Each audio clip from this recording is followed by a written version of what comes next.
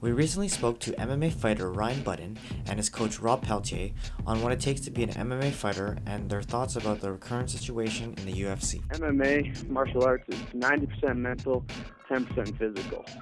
You know, too many guys are getting involved in this probably for all the wrong reasons. You know, they train for a few months here and there, and then, you know, they take a little boxing, they take a little Muay Thai, they do a little jiu-jitsu, and then they want their first cage fight, and they start to think that they're better than what they are, and then somewhere along the line, after 3 or 4 fights, they get seriously hurt. What are your thoughts on the UFC? Right now, the UFC is our Coliseum, right? It's like the one in Rome. That's where all the big shows happen, but there will always be those smaller fights going on where people get to build themselves up, get to build a name, and give it a shot at being in the big show. I think phenomenal success has been great marketing.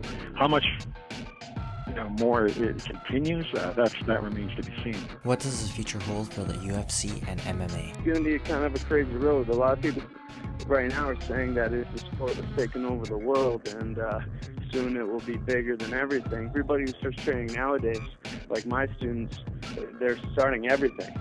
You know, they start with boxing, with wrestling, with jiu-jitsu, and you're going to see some crazy athletes. I'm telling you, George St. Pierre is just the beginning. There's talk about whether or not ultimate fighting or MMA will be in the Olympics. Well, I think they're many, many years away from that. Finally, why do you love MMA? I just like developing young athletes and helping them, I'd say, live out their dream. There's many kids that are out there that are looking at this sport as something that they can benefit from and develop into perhaps a professional athlete. So my love is just coaching and training people, and always has been. I hope we'll be able to do it for a number of more years.